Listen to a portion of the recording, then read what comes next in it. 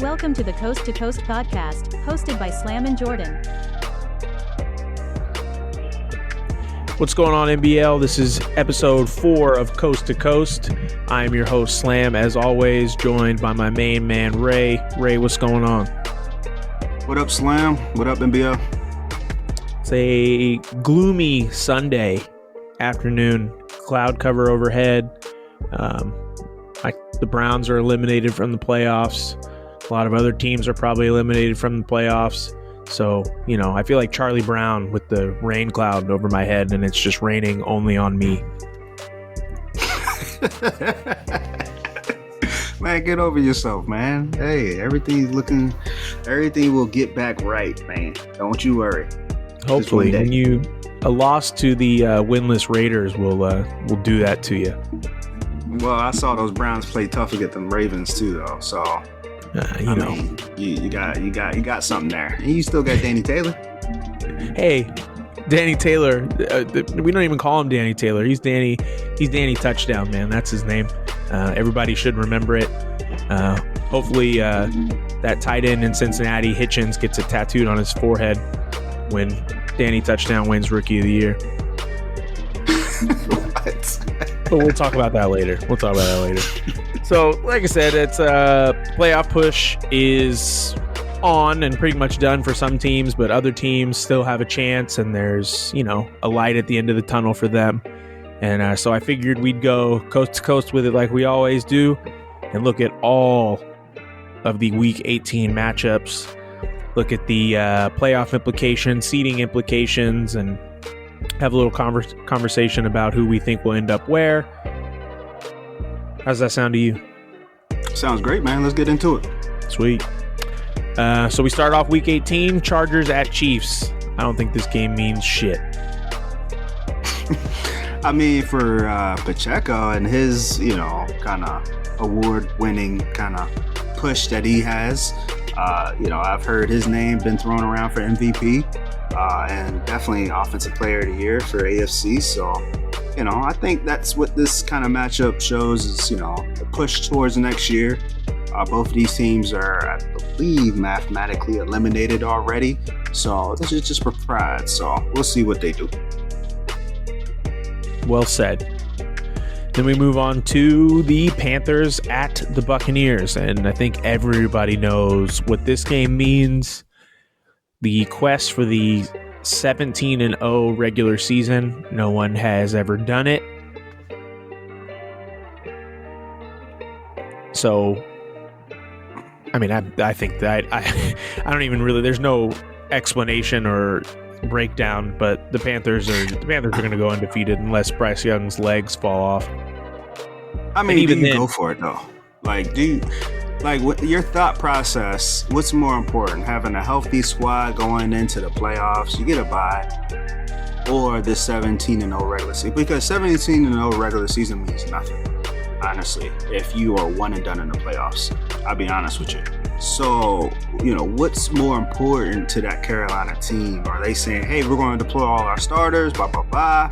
They already have some injuries right now. I know one of the starting cornerbacks is out right now, and I believe he's out for a few games in the playoffs, Dante Jackson. So, what is their game plan going into kind of the last game of the season? Are you kind of resting your starters? You got a MVP candidate in Bryce Young. So, do you say, hey, we want a healthy team going into the playoffs? Our main focus is the championship. The 17-0 is just a stepping stone, right? So I'm curious to see what they do. If I had to guess, I would say they would go for the undefeated regular season. If I had to guess. Okay. I'm going to guess they do. And, let the chips kind of fall where they may in the playoffs. So Dante Jackson, I believe, would be back for the Super Bowl. If they made the Super Bowl. So, and then they're missing Hayden Hurst, he'll be back next week, I believe, to play in the Week 18 game. So those are their two injuries, Dante Jackson, Hayden Hurst. there's a possibility that the game could be over by halftime. You know, so maybe you only have to play your starters for half of the game. You know, so you just get in, get out, and then that way you can do both. You can rest your starters and you can get your 17-0 regular season. But I mean, I think this Panthers team matches up well with any of the other NFC teams, injury or no. I mean, obviously you don't want Bryce Young to get hurt, but I think they can just kind of cruising through their depth chart. I think that they can kind of make it work with an injury or two at a key position and still be okay. Yeah, I mean, Bryce got injured last season, and I think that's kind of what made their season kind of up and down last season. They still went to the playoffs. They lost to Washington, though. But I think that's one of those kind of... he kind of got injured last season. He's out for most of the season. So do you deploy him out there? We're 16-0, man. Like, we ain't got nothing to prove. Like, 17-0 is cool. But our focus is on championship. I believe that's what Carolina is focused on. So I'm interested to see what the game plan for them is going into that game.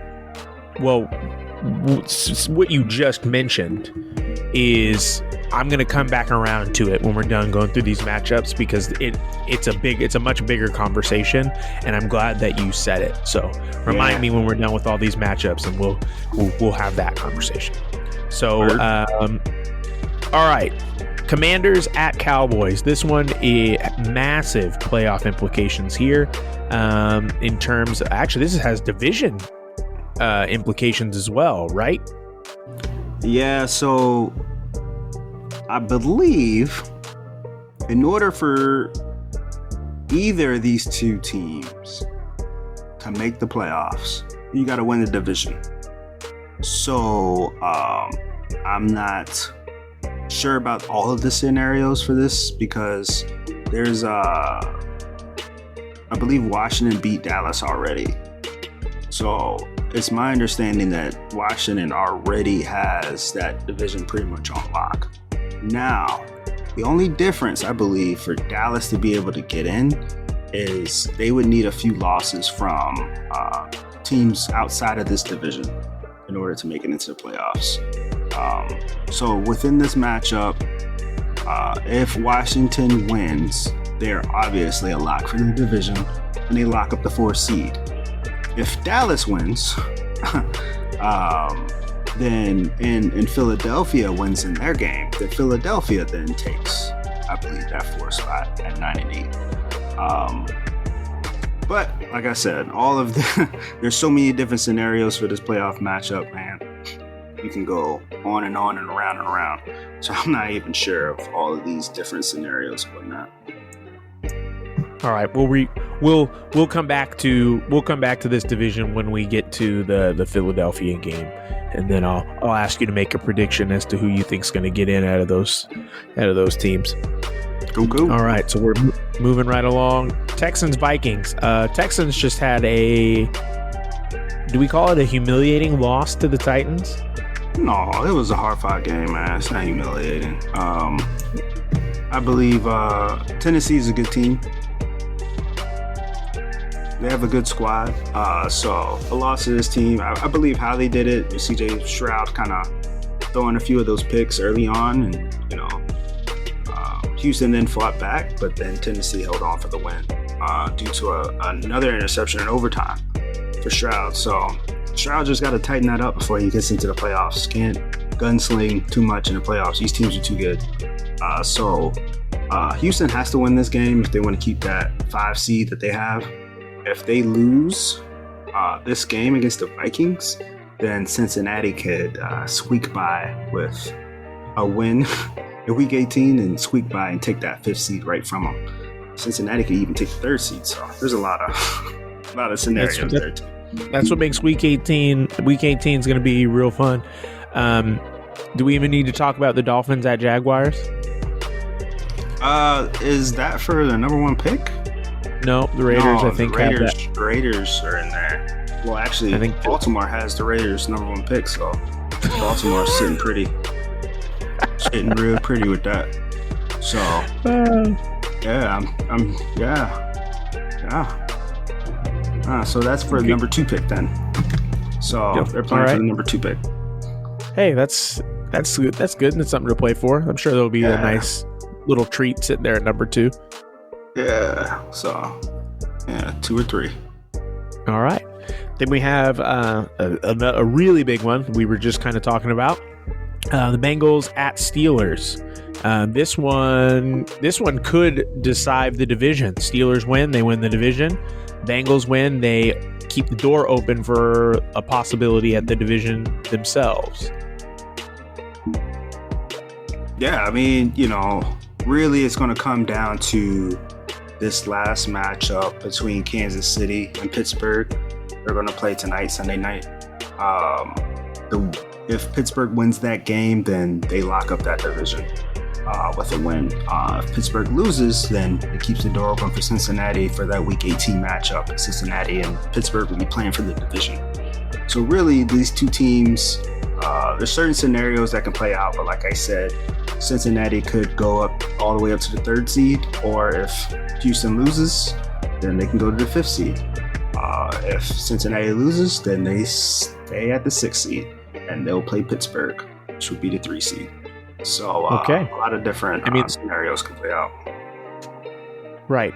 Being a 3 seed, having a home playoff game versus a road playoff game is massive, especially in the playoffs. So, both teams are going to be gunning for that.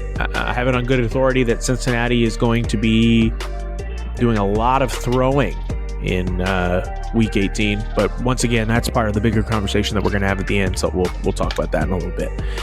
Moving down to the Jets and the Patriots. Do the Patriots, are they still alive? No. Okay, then both of these teams are out. Yeah. Bills Colts.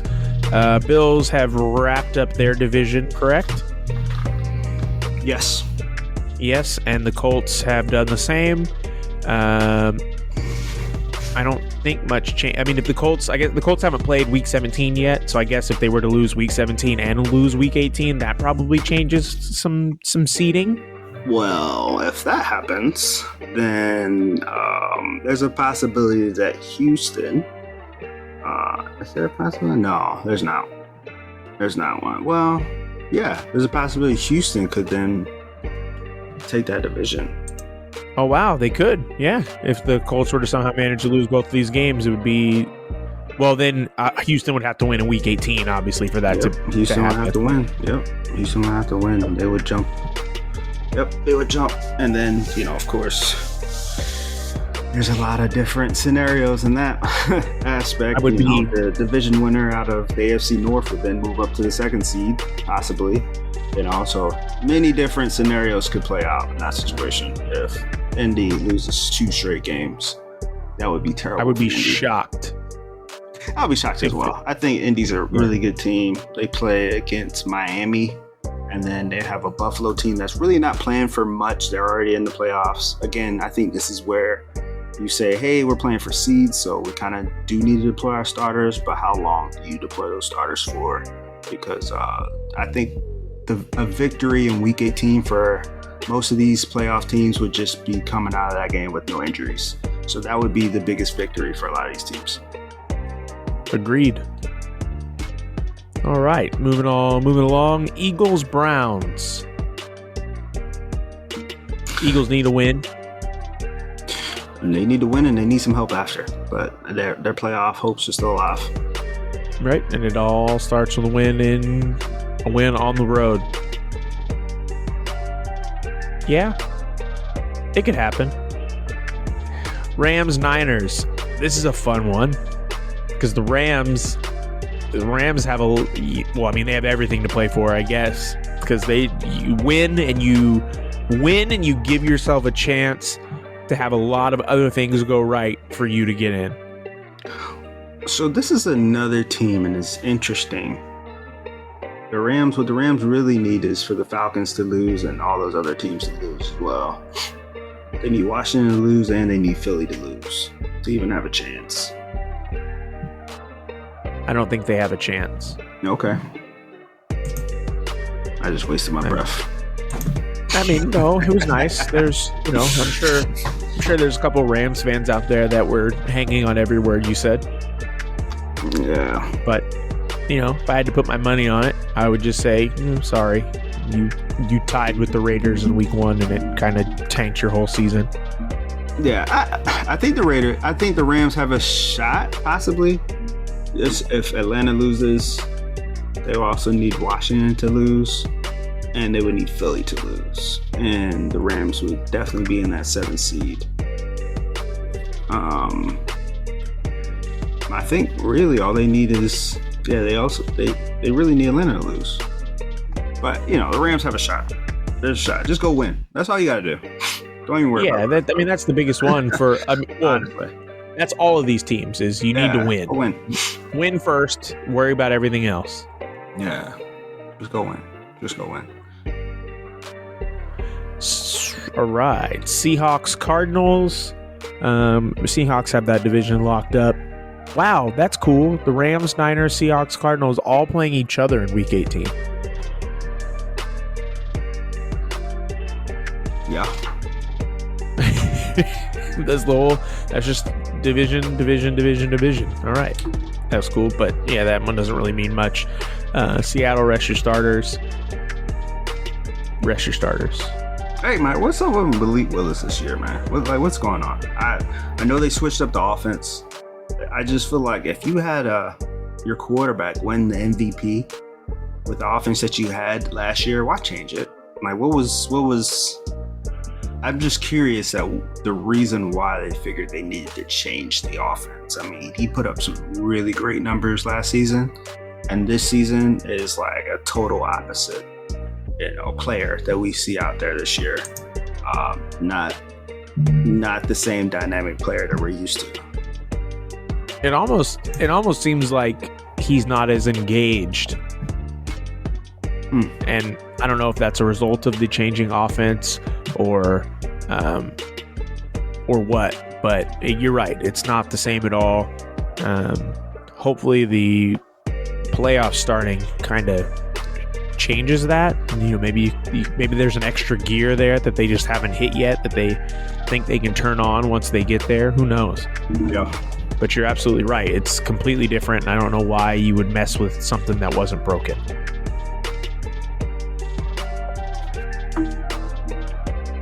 All right. Moving on to the self-proclaimed toughest team in the MBL, the Tennessee Titans, on the road for the Ravens. Oh, man. Baltimore needs this one. They need this one. And not for seeding in the playoffs. I believe they're good. So they're in. It's my understanding they're in. But I think for that momentum, that confidence rolling into the playoffs, I think they just played Cincinnati, and it was not a good game for Lamar. Really inconsistent with his throws. So I just look at this game that they play against Tennessee as a get-right game. Let's get some easy throws. Let's get some confidence up. Let's get some good momentum going into the playoffs. So interested to see what Baltimore does. Couldn't agree more. I think that it's like you said, it's a chance to get everything back on track. And this is a team that doesn't. Bomber always talks about teams being front runners. Baltimore is not a front running team. They proved it last year, going from the wild card to. Or did they win the division last? No, they didn't win the division last year at all. No, Cincinnati won the division. And they beat Cincinnati. Baltimore went. Yeah. There you go. They went from wild card to Super Bowl champion. So this is a team that they don't need home field advantage. They've already proven it. They're used to it. Obviously, you want it, but man, if you can win without it, props to you. Yeah, and Tennessee just had a great win against Houston. You talk about momentum going into next season. Church made some good throws. The team, they put a game together. The defense played really well. So I think momentum for them going into next season starts now. All right. Saints at Falcons. I know that a lot of teams are depending on the Falcons. A lot of teams are looking at that Falcons score. A Falcons win kind of changes a lot of things for a lot of teams. Am I wrong? Yeah, Falcons need to win for them to make the playoffs. Simple as that. If Atlanta, puts it together, gets a dub, they're in the playoffs. And so that's all Atlanta needs to worry about. All that other stuff, let all those other teams worry about it, but you focus on getting a dub. That's it. All right. Yeah. And then you got to go to Chicago, but one step at a time. So somebody's got to do it. One step at a time, man. Just go win and you're in. All right. Well, good. Best of luck to the Atlanta Falcons. I'm rooting for the Saints. What the heck? Anyway, Packers Bears. What do the Packers need to do? Because we already know who the Bears are. Man. I mean, what is the scenario here? If the Packers win, do they have an opportunity to win the division? I mean, the division is right now Chicago 12-4, Detroit 11-5, Green Bay 11-5. So again, so many different scenarios, but it looks like even if Green Bay wins and Detroit wins, Detroit then takes the division from Green Bay. I'm not even sure. I need to look and see about that. So yeah, so if the Packers win, they'll split with the Bears, and then the Packers have lost both games to the Lions. So that's what happens there. Mm-hmm. Let's see what the Lions have done against the Bears. Actually, no, the Lions lost both games to the Bears. So nothing. Yeah, so it would just. Yeah, the Bears have it. Bears got it. Bears can rest. Yeah, they don't even need. They can rest their starters. What's up? And so what's crazy to me is Green Bay, the weapons that they have with Jonathan Taylor, Jordan Love. I wonder what they're going to do with their superstars, knowing that they have the 6th seed locked up. Okay, so you're going on the road. Pretty much you're going to be playing going to Seattle to play. And that's a real interesting matchup to have to go and play Chicago and then go play Seattle. So those are two very interesting weeks. I wonder if they rest their starters against Chicago and get ready for Seattle in the wild card. So we'll see. I don't know. We'll see. But going out there playing for paper stats and all that, I don't know. It's risky. Real risky. It is risky, but people think really highly of themselves, so they'll do it. It happens every year. Yeah, it does. But that being said, play the game. Play the game. Yeah, none of this stuff even matters, man. If somebody gets hurt, you gotta have the next man step up, and so it happens to the best of us, and this is why you field a full roster, so that you have the next guy ready to go. He won't be as good as probably the starter, but he'll be able to, kind of be a stopgap for that starter. Absolutely. Well, with that being said, you have the AFC 1 seed taking on they don't have the number 1 pick. They gave it to Baltimore. Yeah. Well, so you have the second best record in the league playing the worst record in the league. Are you going to be resting your starters? I'll be honest with you, probably not. No, it's a lot of effort. Probably not. That's because still looking to see what the Colts do. I believe the Colts still have a shot at getting that 1 seed, so resting starters will then kind of put us in a position to where we can knock ourselves out of that 1 seed. So we'll see what happens. We'll see how that plays out. Well, be careful. Target on your back, always. Well, you play football, and so if we weren't the 1 seed, we would be playing just like any other Sunday. So those are those things that happen. Like I said, next man gotta step up. Somebody gets injured, right. Next man gotta step up. That's just what it is. Great way to look at it. And then we round out Week 18, Sunday Night Football, Lions at Giants. Lions, we just went over it. They don't really have a shot at the division, but you obviously want to end the season on a high note going into the playoffs. So they will be looking to get a win on the road. I don't know if the Giants don't have really anything to play for. I think the Giants are looking at a top 10 pick potentially. Oh, yeah. The Giants might have a top 5 pick if they lose this game. Yeah. So with the Giants, of course, they're needing to find a quarterback. Once they find that quarterback, this team all of a sudden changes. This was a playoff team last season. They went from a playoff team to a top 5 pick, like I said. So once they find that quarterback, you're going to see a big shift in the record. It almost might get flipped next season. So this team finds a really good quarterback. That record, I think, will flip. All right. Well, if I had to guess, the New York just lost real big to the Cowboys in Week 17. I have a feeling that they're not going to play their best football in Week 18, and they're going to slide right on, like you said, into that top 5 pick. There's not really many quarterbacks in this draft, but you might be able to find someone that's better than what you have now. But can you make a deal? Can you make a deal? I don't know, man. There's always a deal to be made. I don't know. I think, what do you think? I don't know. This is a rumor, but I'm hearing Malik Willis might be on the trade block, man. And so Malik Willis in the Big Apple might change a lot of things. I don't know. It's a rumor that I heard now. Rumor. We'll see. I mean, I haven't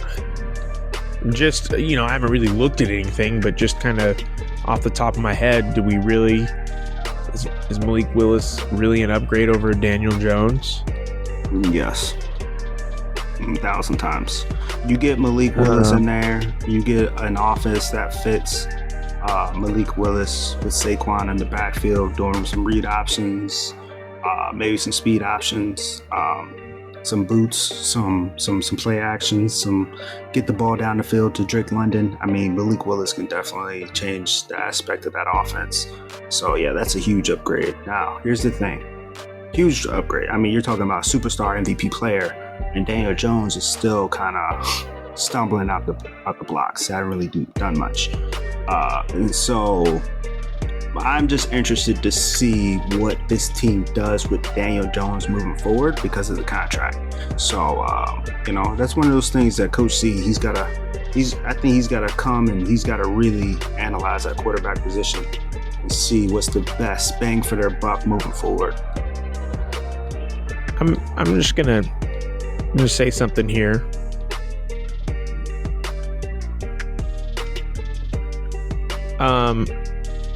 Yeah, Malik Willis is an upgrade. He has a bigger arm, and he's a little bit more accurate. He might be significantly more accurate. He's the MVP of the league. Of course, he's an upgrade. Yeah, okay. Then yeah, that is an upgrade. You're right. But then, what's his contract situation looking like? Because you're gonna have to. Well, actually, it doesn't even matter because you're gonna have. You have. Let's look at it. Yeah, you got 2 more years. He has 1 year left on his deal for next year. And he's yeah. So he's got a year left. Right, because he's in 2024 currently. Then yeah, next year will be the last year of his deal, so you're gonna have to pay him next year. I don't know what kind of contract a guy like Malik Willis demands. Like you mentioned, he's the Super Bowl MVP. But even though he played at an MVP level, or not Super Bowl MVP, sorry, the league MVP. Yeah. But even though he played at an MVP level, the numbers that his value might not be that. He's definitely not going to get the Burrow deal. No, but I think he gets a really good deal in New York. And I think I would love to see Malik. If Seattle is serious about trading Malik, I would love to see Malik in New York. I think that's the best fit for him in the MBL. And I would love to see that for New York. I think they would have an opportunity to make a Super Bowl run with Malik Willis. So do you move that top 5 pick in the deal for Malik? Well, yeah. I mean, you're talking about a superstar quarterback that it will then become your franchise quarterback. Absolutely, you move the top 5 pick. Absolutely. But, I can't be the GM for the tag on Giants. That, they're going to make their moves. I'm not trying to put valuations on players and nothing like that. But I would move, I would move that top 5 pick. Yes. All right. Excellent. Well, since we're on the quarterback topic and we're talking about Joe Burrow, Joe Burrow has a chance in Week 18 to break the passing yards record and the passing touchdown single season record in the same game. There are some that would say that is enough to win the MVP regardless of record, and then there are others that don't agree. Me personally, I feel like an undefeated season means a little bit more than having the most yards ever or the most touchdowns ever in a season. Slam, where do you sit? It's most valuable player, MVP. So when you talk about the most valuable player, and you have a guy that's probably going to get about 5,500 passing yards, and I would say around 56 to 57 touchdowns.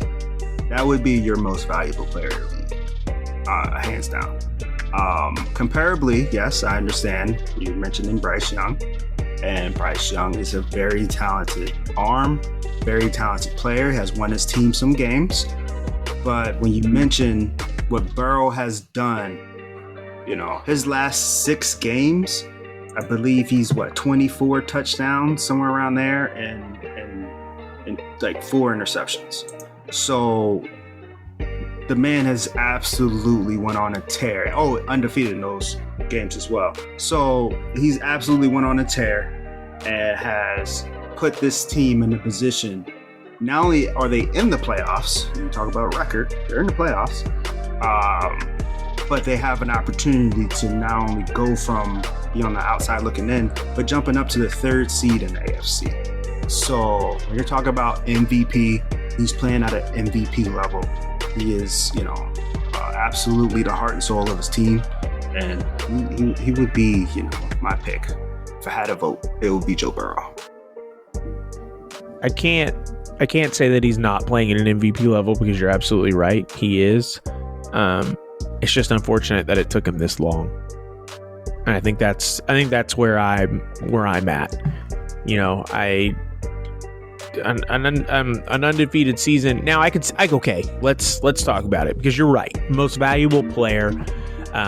If Bryce Young, had only thrown for 3,000 yards, and they had a 2,000 yard back who had 25 to 30 touchdowns, and you could really make a case to say I don't really know if Bryce carried the team. He kind of had this elite running game that was making him look good. He didn't really have to make this many throws and all that then I'm with you. But that's not how it was. It's not like Bryce has a chance to have upwards of 4,500 yards, over 40 touchdowns. If I'm not mistaken, I'm going to look up the numbers for sure just to tell you. But, it's not. He did all that and won every game. So, yeah, he's currently in Week 17 as it stands. He's at 4,200 yards, 34 touchdowns, 12 interceptions. So he's not going to get to 40 touchdowns. He's not, but he could get 4,500 yards, 36, 37 touchdowns, and a 75% or 74% completion percentage. That's enough for me. That, with the undefeated record, that's enough for me to put him over the top, even if the other guy breaks both records. I mean, to your point, yeah. when you add in the rushing touchdowns, that would put him at 40 touchdowns. He has 6 rushing touchdowns. I didn't even think about that. Yeah, you're right. Yeah, you gotta have all it comes. I want to make sure you got a fair fight here. But even so, yes, undefeated record. His numbers are good. But when you talk about most valuable player, I'll be honest with you. This team was really good, and they didn't have Bryce Young on that team last year. And I want to say they were also a team that they only lost 3 games last year or something like that. Something to that effect. But that was without Bryce Young. And so, to my point, you talk about the most valuable player. I believe this team will still be as great as they are even without Bryce Young on this team. This is a great team. But you take Joe Burrow off of that Bengals team, and you're not getting the same output. Joe Burrow has just made some throws and attempted some passes and made some plays that I don't think any other quarterback in this league can do. And so with that being said, and many people are going to point to his weapons. I think the weapons are just a sign of what the quarterback is doing out there. The quarterback's making the decisions. He's getting the right reads. He's making the right plays. And like I said, their last 6 games, this Bengals team's looked unstoppable, honestly. And so, especially, I just watched them play Baltimore, and I mean, it was surgical. Joe Burrow was surgical out there. And so, when you talk about him breaking these records, it's because he has been outstanding, and he is the most valuable player in the league.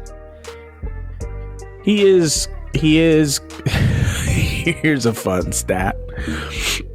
Talk to me, Slam. He's only thrown 102 incomplete passes. He's thrown 416 passes total, and only 102 of them have either hit the ground or been intercepted.